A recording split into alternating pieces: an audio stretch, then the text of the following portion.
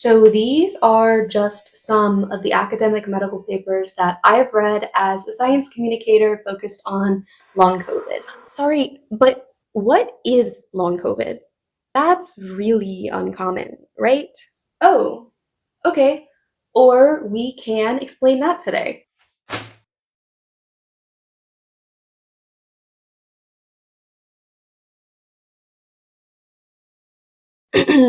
I have been reading and learning and talking about long COVID for a long time now, and I've seen that there's a huge gap between what people in my community and what the general public knows, probably because public messaging from public health orgs has been so inadequate. This video tries to bridge that gap with support from a whole lot of academic life science journals, some social science know-how, and wisdom from lived experiences of people with long COVID. This is a sneak peek of what we'll cover. I hope you learned something new. Long COVID 101. What is long COVID? That's rare, right? Long COVID is when a COVID infection has consequences beyond the initial or acute infection. Just like many other viruses, like EBV, which doesn't just cause mono, but multiple sclerosis as well, or HPV, which causes most cervical cancer. And long COVID is not actually rare, it's common. For context, in the US, a rare disease is defined as one that affects less than 200,000 people or less than 0.06% of the population. Whereas a common disease affects a much larger portion of the population, like diabetes, which is estimated to affect 11.6% of people in the US, or long COVID, estimated to affect anywhere from 4% of people in extremely conservative estimates, up to 20% of people, or maybe more, depending on how you define it. 4 to 20% or more? That's a useless range. What are you talking about? Long COVID 102. What is long COVID more specifically? So long COVID is an umbrella term, not an exact single health condition. Current definitions are pretty general, like this one from the World Health Organization, which defines it as the continuation or development of new symptoms 3 months after the initial SARS-CoV-2 infection, with these symptoms lasting for at least 2 months with no other explanation. Any symptoms? Yeah, basically. Long COVID symptoms might include a persistent cough, newer worsening depression, heart attacks and blood clots, brain fog, damage to the immune system, altered sense of taste and smell, new onset diabetes, high cholesterol, and so much more. But lots of those are things that happen to people anyways. How can you be sure it's related to a COVID infection? Well, on an individual level, that can be harder to determine, but from larger scale studies, we can see that people are developing these issues at a much higher rate than in the past. We can also see from huge studies that look at databases of medical records that people who have a confirmed COVID-19 infection have higher rates of developing all kinds of problems. And it's all because of COVID? How can one virus cause so many different problems? Well, to quote top long COVID researcher Dr. Al-Ali in Science magazine, long COVID is a complex, non-monolithic, multi-systemic disease with sequelae across almost all organ systems, which is likely a disease with many subtypes that may have different risk factors and distinct biologic mechanisms that may respond differently to treatments. Translation, please? Oh, of course. Long COVID is complicated. It doesn't look the same in everyone. It involves multiple systems in the body and can affect almost every organ system. There are probably many different types of long COVID. Different people with different characteristics might be more likely to get a certain type of long COVID. And behind the scenes, the actual things going wrong in the body causing the symptoms probably vary from type to type, which means the right treatments will likely be different from person to person.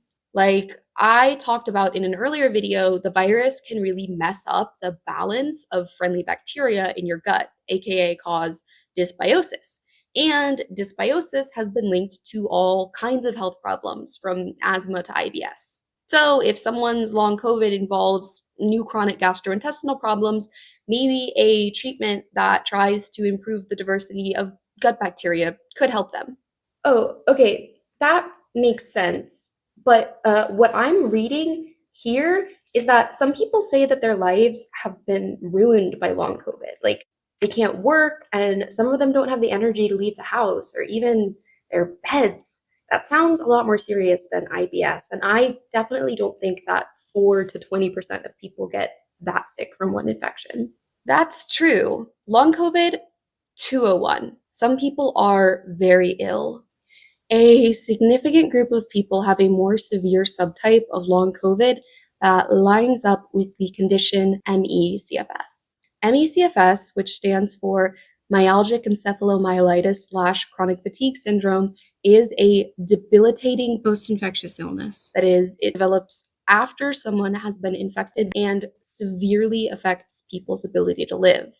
It's rated on a scale from mild to extremely severe, but even those with mild ME/CFS are often no longer able to work or attend school. Those with the most severe ME/CFS can't even leave their beds and may rely on feeding tubes to survive.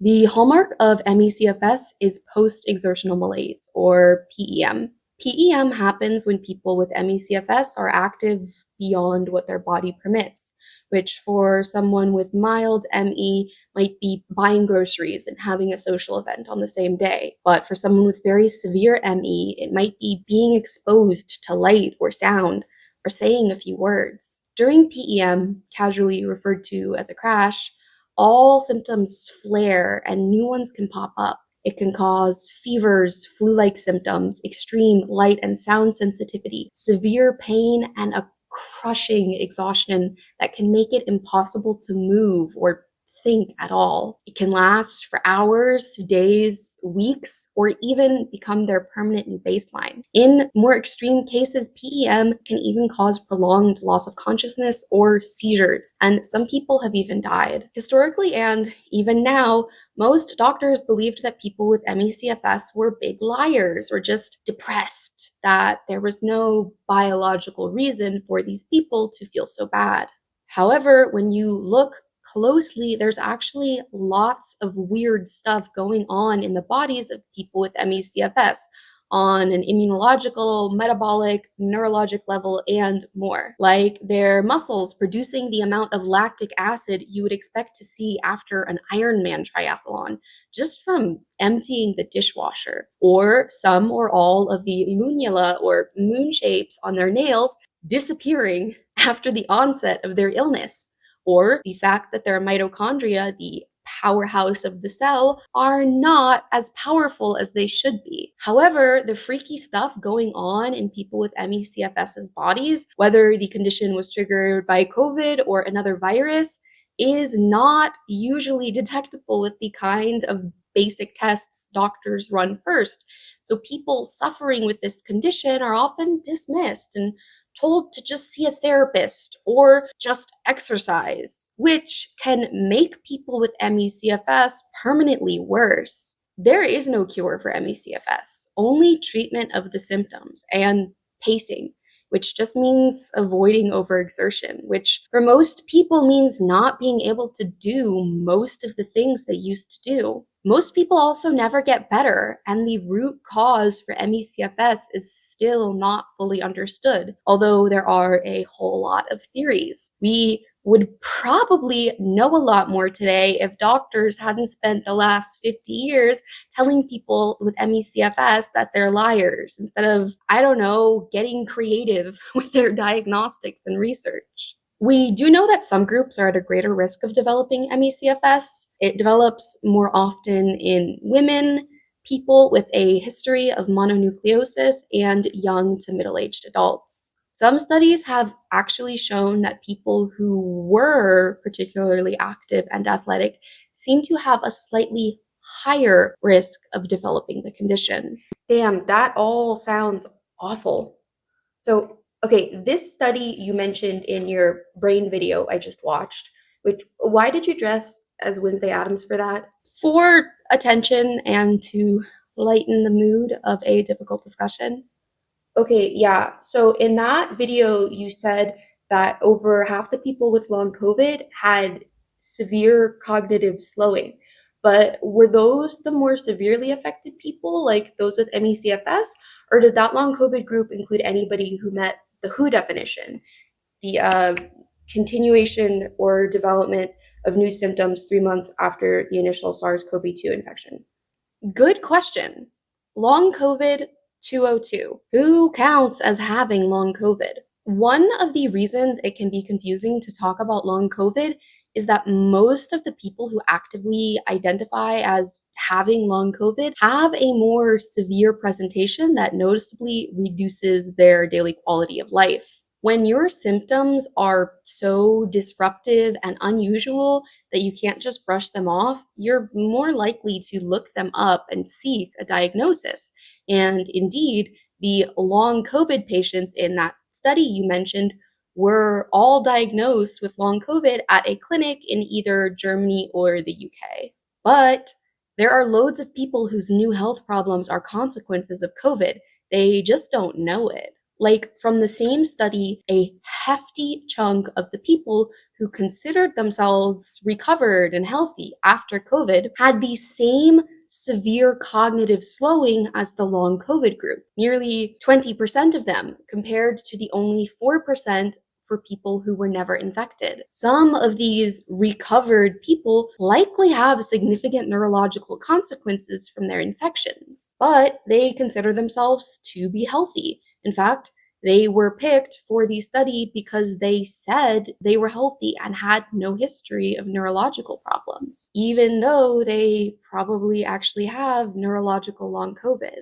Whoa, so you're saying that there are lots of people with long COVID, but who just don't know it? Is that why I don't know anyone that uses that term for themselves? But how is that possible? Yeah, there are so many reasons. Long COVID 203. Why doesn't anyone I know have long COVID? One, lots of people just don't know that long COVID exists. There's not a lot of public education. Two, long COVID also includes such a broad spectrum of possible symptoms that are different from person to person, and people might not know that their new health problem could be long COVID because they may only know about the more severe ME/CFS subtype and think, well, I'm not like that, so I couldn't have long COVID. Three, other people may not even realize that they had COVID in the recent past because accessible testing infrastructure has been so thoroughly dismantled. We know from wastewater data that around this January was the second highest ever period of transmission in the US. But very few individuals actually got adequate tests and knew their cold or flu was actually COVID. Not to mention that asymptomatic COVID is common and does cause long COVID in many cases. No tests means no knowledge of infection means no long COVID. Pretty neat disappearing trick. Thanks, governments. Or, okay, 4, even if they were able to get a positive test, many people don't realize that there can be a delay between their acute infection and the onset of long COVID symptoms, like months and months. While the person who never fully recovers might suspect they have long COVID, the guy who has his first heart attack on the golf course 6 months after COVID, or the previously healthy person who feels like they are constantly ill and getting hit hard by a new bug every 2 weeks because, unbeknownst to them, they have been left with a weaker immune system because of COVID. And hey, if you've heard the idea that the reason people are getting sick more now is because they didn't get sick enough during the lockdowns, aka the concept of immunity debt that's gone mainstream in the last 2 years, that's not real. That's not how the immune system works. It's not like a muscle that gets weak without using it. And even if that were true, you are literally constantly exposed to stuff your immune system is interacting with. Have you ever touched a dog? Bacteria. Do you live in a house? Mold. Do you eat food? Histamines. While there are some good bacteria that are necessary parts of healthy biomes, that doesn't include pathogenic bacteria, aka the ones that cause disease. And there are basically no viral infections that have a protective effect on your immune system. They all hurt you. We know from mega studies that those surges of severe RSV that we saw in kids from the winter of 21 to 22 and 22 to 23, the ones that some people blamed on lockdowns, it was COVID. Being infected with SARS-CoV-2 significantly increased a child's risk of developing severe RSV, which makes sense considering that we saw the same rise in severe RSV in Sweden, which had no lockdowns but plenty of COVID infections. If anyone tries to sell you this immune debt garbage, shut it down. If it was true that being sick made people healthier, then Victorian orphans would have been like that billionaire who injects teen blood to stay young. But they weren't. They had tuberculosis and got cholera from drinking poop water. And even that billionaire guy has long COVID. Unbeknownst to them, they have been left with a weaker immune system because of COVID, or the many young people on Reddit complaining that their memory isn't what it used to be, but who otherwise feel fine. These people probably don't identify as having long COVID, even though their new health problems could very well be the result of their COVID infection. In the future, we will probably need more precise ways to talk about the consequences of this virus because there is a disconnect between the current working definitions of long COVID put out by public health agencies, the severe symptoms that most people who currently identify as having long COVID are experiencing, and the new symptoms that some others have who haven't made the connection at all that their new conditions are likely related to COVID. This doesn't just make it difficult for individuals to connect their new health problems to COVID, it also makes it difficult for researchers to properly design studies and collect data. We will also probably need significant campaigns in the future to educate both the public and healthcare workers so that we can all be on the same page. Yeah, because my aunt is a doctor and she's really smart, but she told me that COVID is just like a cold. Oh boy, long COVID 204. Why doesn't my doctor know about long COVID? So, doctors are not always generally up to date on the most recent research, especially outside their field. A figure that's thrown around in translational medicine, the field which actually tries to take advances in medical research and apply them to clinical practice, is that it takes around 17 years for new discoveries to make it from the lab to the doctor's office. First, studies actually have to happen in labs, then be repeated by other researchers, then collected into a super study that compares the results of many different ones, then published and presented at conferences, and then maybe the results might start to make their way into textbooks, education, and official medical guidelines. The point is that takes a long time. And that's for when the discoveries neatly fit into one specialty of medicine that one special group of doctors concerns themselves with 100%. But things like long COVID and ME/CFS don't neatly fit into any one specialty. So all of the normal ways that knowledge moves from the lab to the doctor's office don't function so well. Even if a doctor is regularly treating forms of long COVID, like the cardiologist who's seeing a weird increase in young people with heart attacks, their job is to treat the heart attack after it happened, not think about the cause. So many medical professionals don't know anything about long COVID or breaking discoveries about the harm this virus can cause because they're getting their COVID news from the same place as everyone else. The CDC, CNN, and Facebook, where things are mild, sunny, and not based in cutting-edge science. There was, and is, actually a decades-long misunderstanding in the transmission of airborne diseases, the droplet versus aerosol debate, which essentially boils down to a breakdown of communication between people in engineering and physics and those in medicine and public health. If you want to check out some amazing long-read journalism on the topic, I really recommend this 2021 Wired piece by Megan Multaney, the 60-year-old scientific screw-up that helped COVID kill. But TLDR, there are some physical mechanisms of disease transmission, like how particles float in the air, that people with physics degrees are more qualified to understand than people with medical degrees. But despite that, for many decades, health authorities refused to acknowledge compelling evidence that many pathogens float through the air like smoke, riding on bits of microscopic moisture. Health authorities simply refused to look more closely at the evidence and said instead, "You can't know more than me about disease. I'm a doctor." but they were wrong.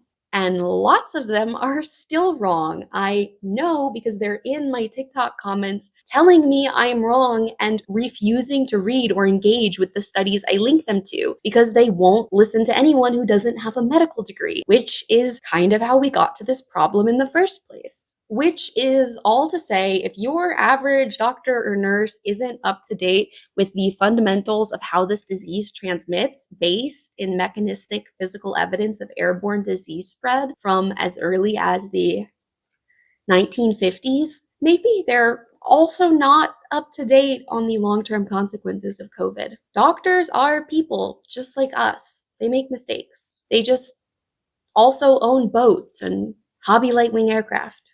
Damn, my aunt is working on getting her pilot's license. That's all really unfortunate. I agree. Okay, but my friend Jim has had COVID 5 times and he's fine. He's fully vaccinated and he's still out there every day working as a volunteer firefighter, doing trigonometry at the math factory, and running marathons every month. So he's like immune or something, right? He's not vulnerable, so he doesn't need to worry about long COVID, right? Long COVID 301. Why being fully vaccinated and already infected several times doesn't mean it's safe for Jim to get COVID again. There are a number of reasons this is not true. One, vaccines have been shown to have a mild protective effect on long COVID in some studies, but not a huge one. And plenty of fully vaccinated people have new onset problems after COVID or even ME/CFS. It's also only been 4 years, which is really only medium term in terms of disease development. Also, the efficacy of the vaccines diminishes greatly after 6 months or so. So anybody who got their last booster in 2022 or 2021 can't really be considered fully vaccinated. And to any demons out there who would suggest that all long COVID is simply the result of people getting the vaccines, these trends started before the vaccines were available, and plenty of unvaccinated people developed severe long COVID. So don't even start with me on that. Two, additionally, the virus doesn't discriminate on who gets severely sick soon after infection. In fact, plenty of previously healthy people who were super athletic before COVID have developed ME/CFS as a consequence of long COVID. Like I said earlier, some studies have shown that people who were super fit and active might have a slightly increased risk of developing ME/CFS. It doesn't happen to all healthy athletic people, but it's happened to enough of them that it's not an impossibility at all. Three, and for some people, severe long COVID only developed after multiple infections. And in fact, with all of the other types of consequences I mentioned before, the chance of experiencing these negative outcomes only increases with each infection. Additional infections also tend to make existing long COVID worse. You're not building immunity with each infection, you're rolling the dice. One previously healthy young woman with long COVID said that COVID is not like the flu, it's more like Russian roulette. Someone else added that concluding COVID is harmless and you can get it endlessly without consequences is a bit like concluding that Russian roulette is harmless and can be played endlessly without consequences because you were okay after the first turn, which that's not how that works. In fact, long COVID 302, why you might not actually be fine forever after your COVID infection, even if you feel fine now. Let's talk about another reason that Jim from before shouldn't feel fancy, fresh, and free to get infection number 6, which is wonderfully highlighted in this report from the Public Health Communication Center of Aotearoa. Some people who are currently well post-COVID are already expressing biomarkers of risk for cardiovascular disease, neurodegenerative disorders, a range of autoimmune diseases, and cancers, conditions that typically have latency periods lasting years or decades. Sorry, Lola, but what does that mean? Oh, of course.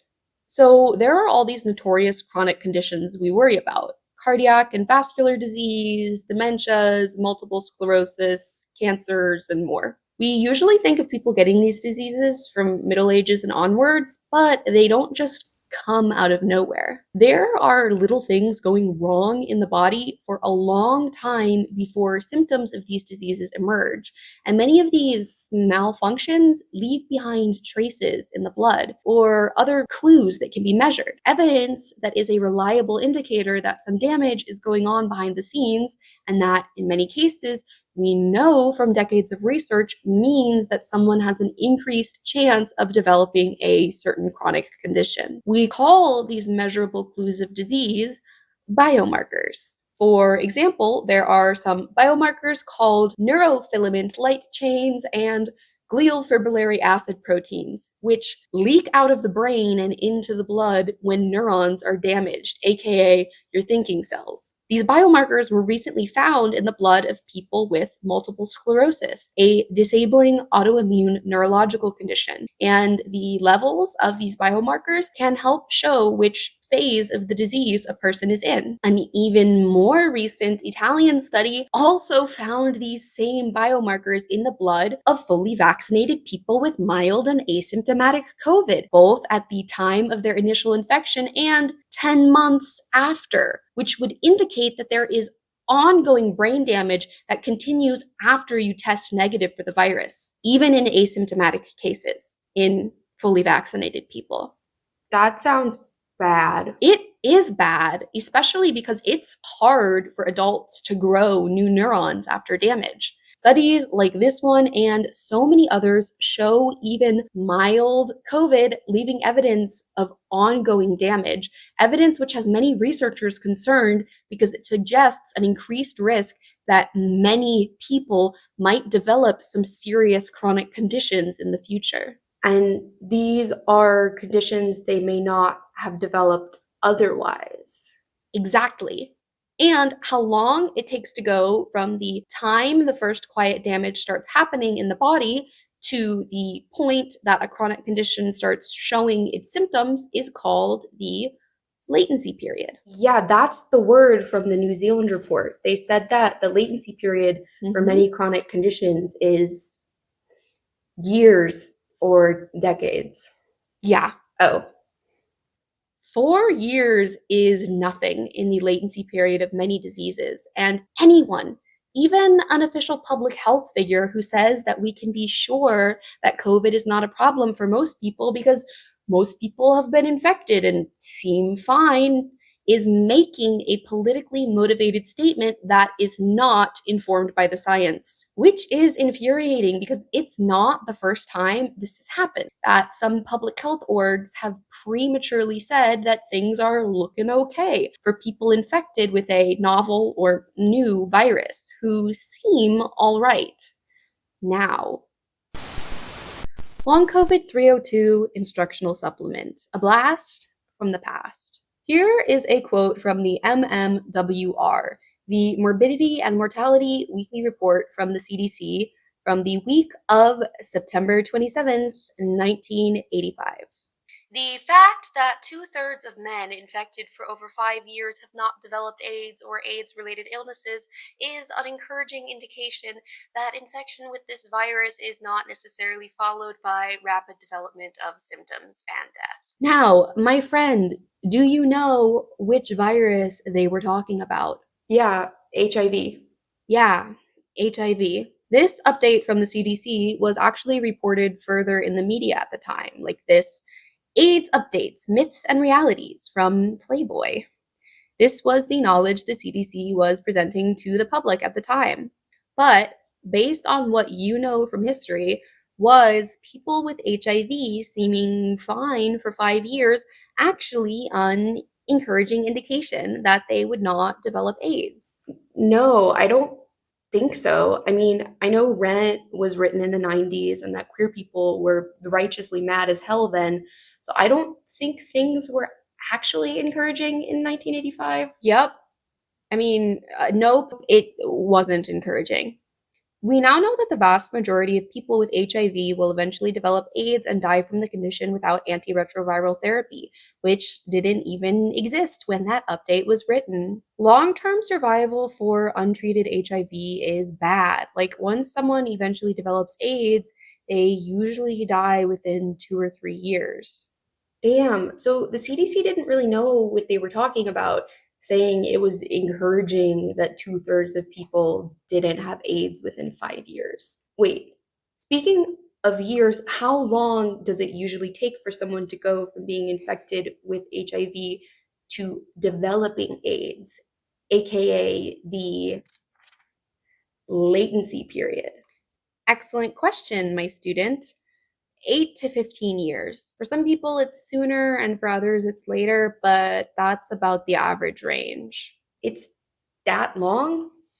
Yep. But the people are kind of sick for those years, right? Like, they don't seem healthy.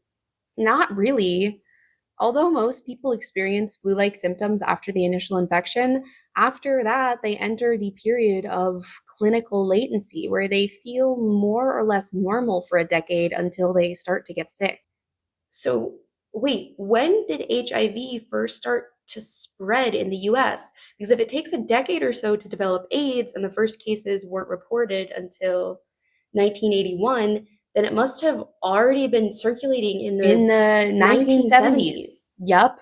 Then how can the government and the CDC and whoever signal that COVID is no big deal when we know at the equivalent point in the AIDS epidemic 4 years in, everyone seemed fine and no one even knew that anything was wrong? It was just like 70s disco fun, ABBA, Watergate, whatever.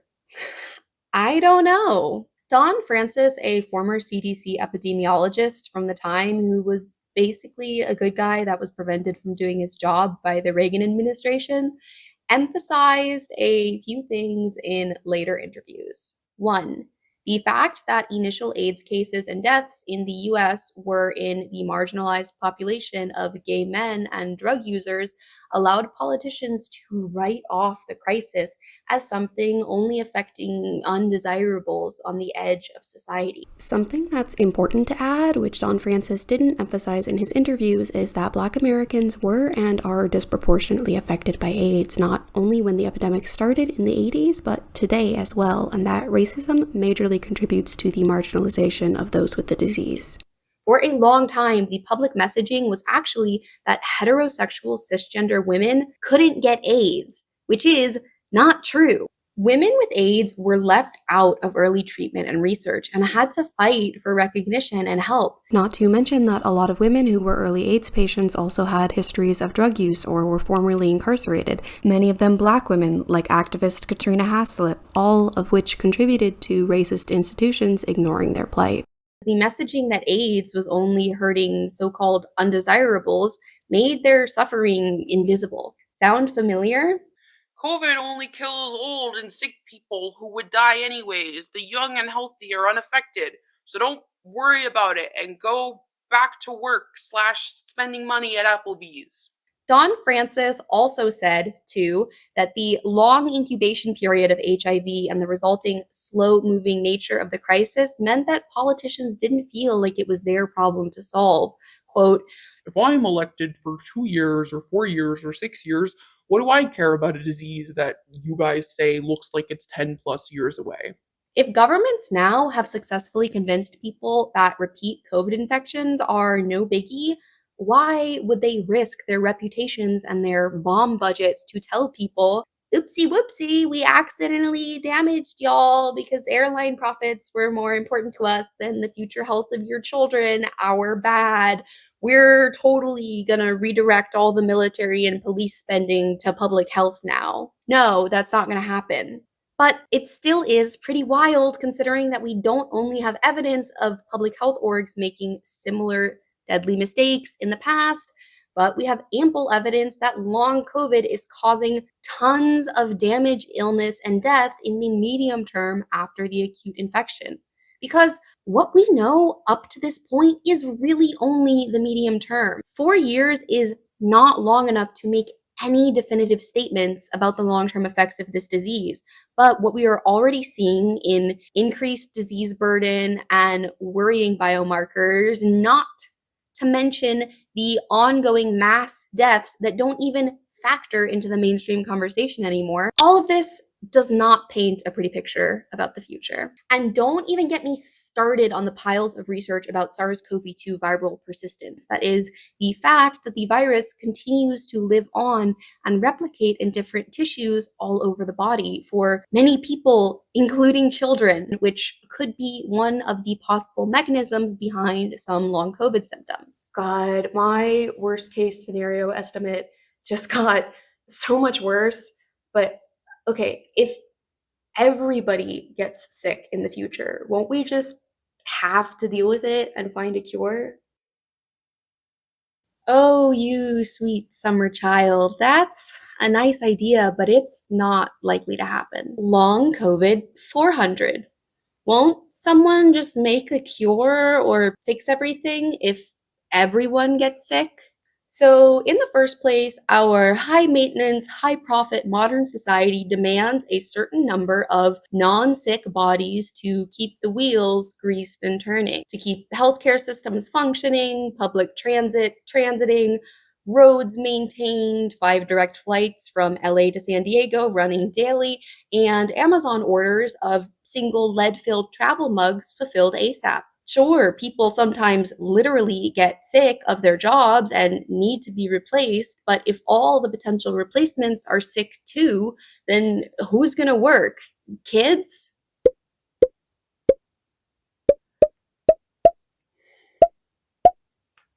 See, that's what I'm talking about. A lot of Scrooge McDucks out there would rather hire a middle schooler to work at a meatpacking plant than prevent their adult workers from getting too sick to work. Or, like, questioning if the current level of meat production is sustainable or desirable. And what about the meatpacking worker who's too sick to support themselves after getting the COVID H5N1 double whammy? Will they be supported and cared for now that they're disabled and vulnerable? No. The dominant public messaging right now that people across the political spectrum ascribe to all over the world is that vulnerable people should just stay home, that their exclusion from society is an acceptable cost to pay for the ability to freely expose your children to a brain damaging virus at Chuck E. Cheese, even when it's only hurting everyone in the long run, even businesses. Germany is actually in a recession, as in their economy shrank last year because of the record number of sick days employees needed, an average of 20 per person, which is, what you might expect if you let everyone get repeatedly infected with an immune system damaging virus for a few years. In the UK, a historically high number of adults are out of the workforce due to acute and ongoing illness, prompting the PM to blame sick note culture, as in, damn, these lazy liars pretending to be sick so they don't have to work. Ugh. His radical solution to these record high numbers of people too sick to work? It's not to help them heal or to stop the spread of disease or better fund the NHS so people can get care faster. No, the plan is to make it harder for people to get approved as officially ill by doctors so that sick people are forced to work. It doesn't make sense. On the one hand, governments and businesses are struggling with record numbers of people out of work sick because they've allowed this disease to spread and disable increasing swaths of the population with no mitigations at all. But on the other hand, they're messaging that sick people getting pushed out of society is simply the acceptable cost of living with the virus. Make it make sense. Last year, Anthony Fauci, the former director of the US National Institute of Allergy and Infectious Diseases, said that in the new COVID reality, the vulnerable will fall by the wayside. As a result of this attitude, myself and a lot of other disabled and vulnerable people, or those of us who actually realize our own vulnerability, because if you've had COVID a few times, all of the masses of academic medical research point to you being vulnerable now too. Anyways, we haven't just felt the repeated pain of losing relationships with former loved ones who are totally okay to see us completely excluded from safe in-person socializing. We can't even get healthcare safely because doctors who happily know nothing about long COVID or recent discoveries in all things SARS-CoV-2 have taken down their masks required signs and are pleased to tell us we're hypochondriacs for our fears that are 100% based in science and reasonable concerns for self-preservation. Do you really think that your friends or employer are going to act differently when it's you that gets sick, better than governments are treating people now, or how you've treated the vulnerable people in your community? I don't really want to answer that, Lola. Yeah, but not thinking about it doesn't actually protect you. Like, okay, you basically said you imagined governments would introduce an organized response if enough people got terribly sick, right? Yeah, I guess. Well, they are doing that, but the options don't look great. Do you know what MAID is? Like Betty Boop?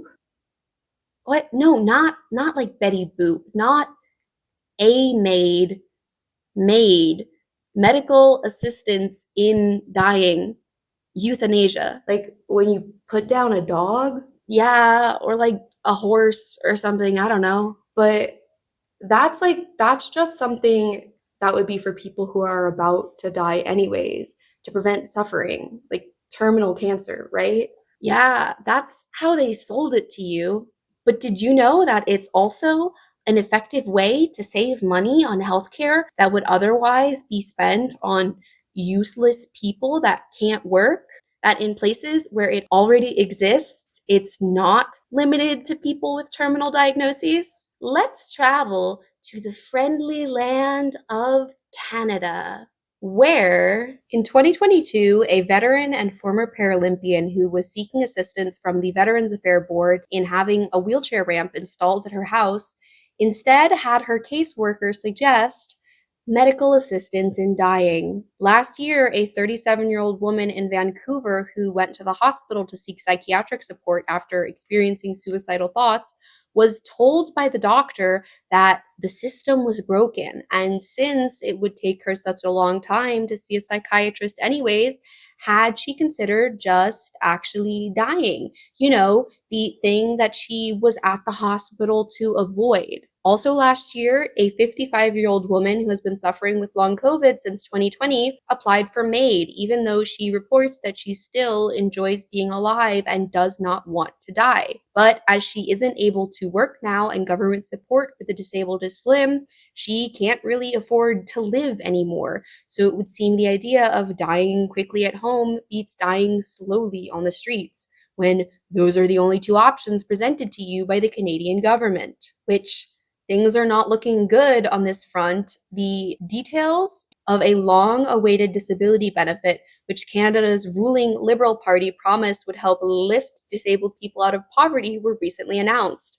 The benefit will offer disabled Canadians a maximum of 200 Canadian dollars a month, which is approximately 145 US dollars and 136 euros. Sources have not confirmed yet if these benefit checks will come with a little note that says, "Have you considered MAID?" Just in March, an unnamed 27-year-old woman in Calgary, whose only diagnoses on record are ADHD and autism, was approved for MAID. People with mental health problems, neurodivergent people, people who are too poor to survive because there's no government support for the disabled, people who just need wheelchair ramps, people who are suffering in immense pain, not because they have terminal illnesses, but because they can't get proper care for their manageable ones. These are the people the Canadian government is telling it might just be better if they died.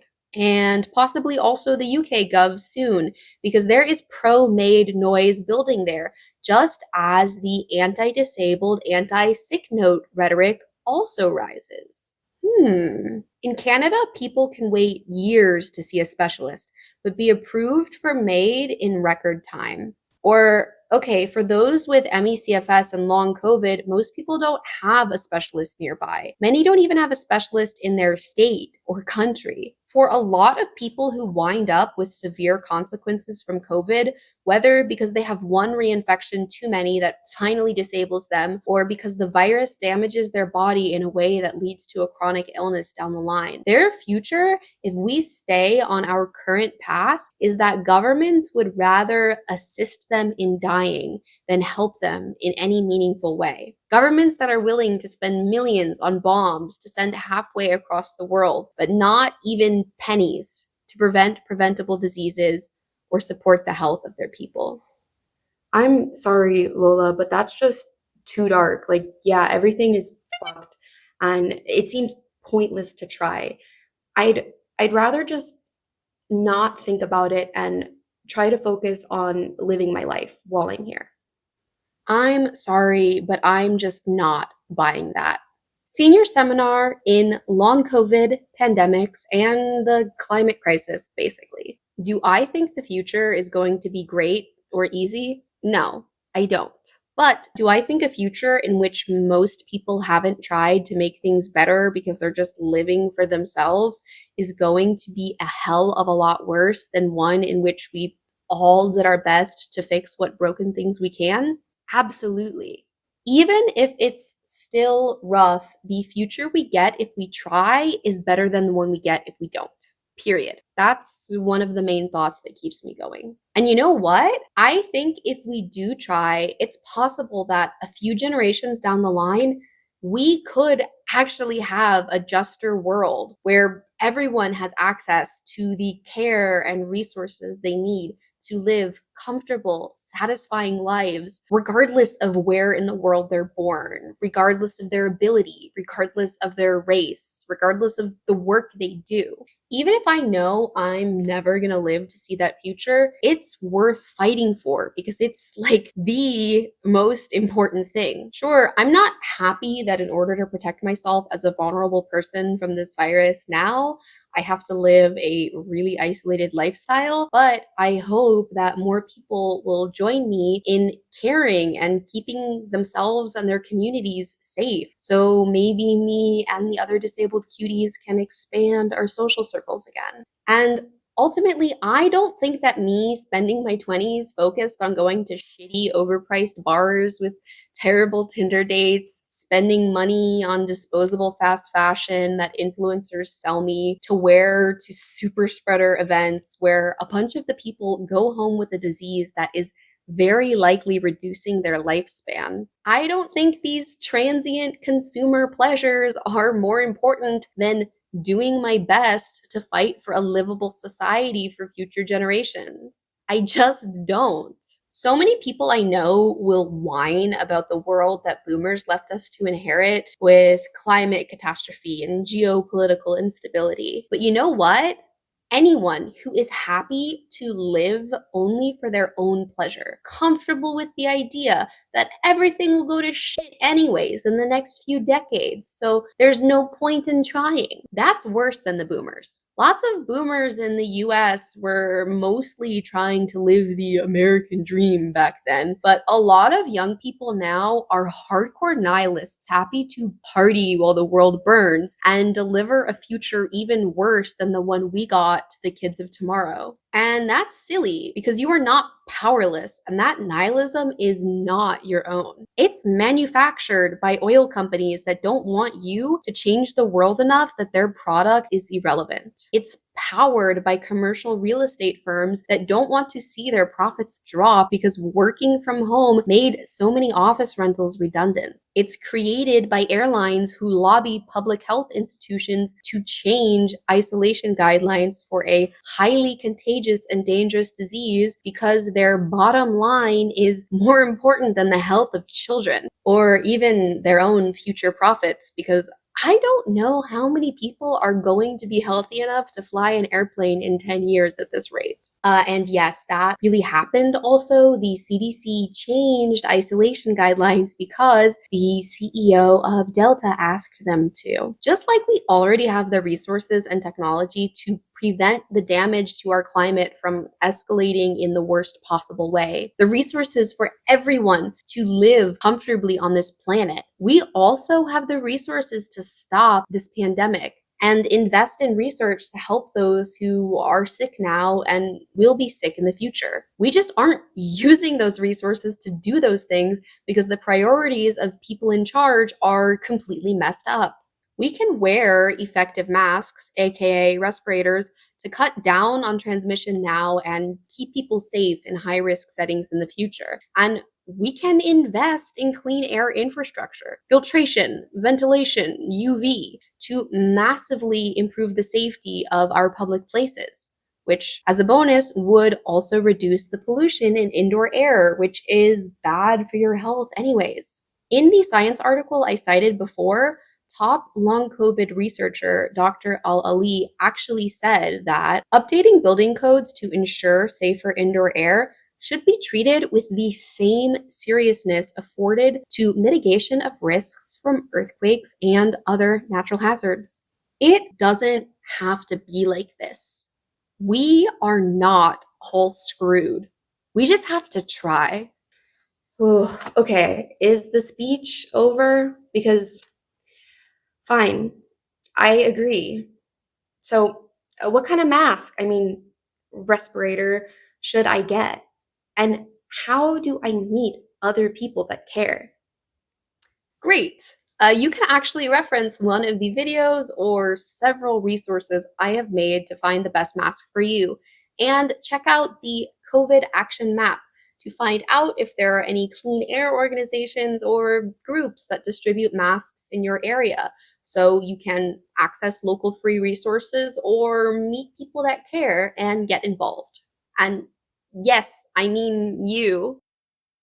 Wow, that was a lot. Why am I finding this out from a YouTube video instead of from public health orgs or my doctor?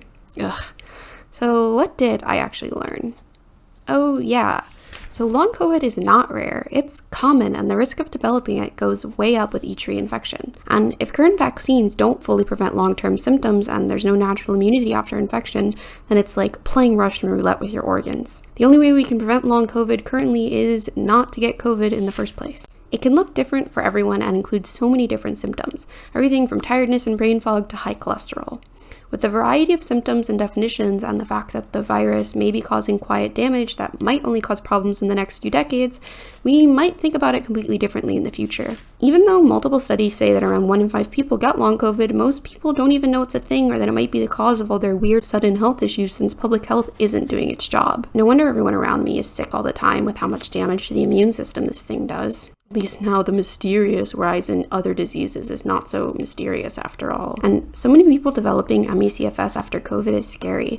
I can't imagine not being able to work or exercise or even enjoy music anymore. It's horrible that awareness is so low. We really need to prevent more people from developing it and fund research to help those who already have it. I guess it was naive of me to think that doctors are always up to date, because it seems like they're just as vulnerable to misinformation as everyone else.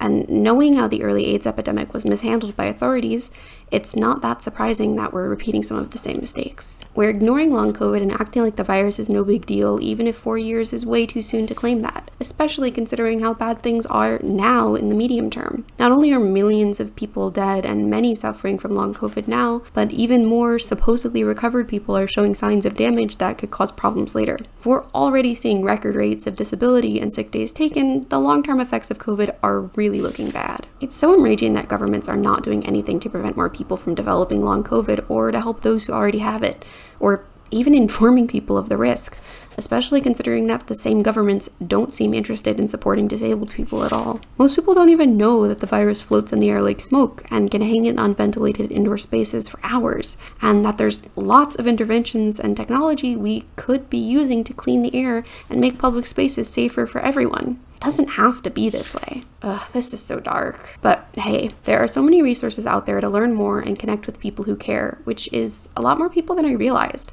I guess I wasn't thinking about this much before and just went along with the vibes, but TBH, the vibes are bad.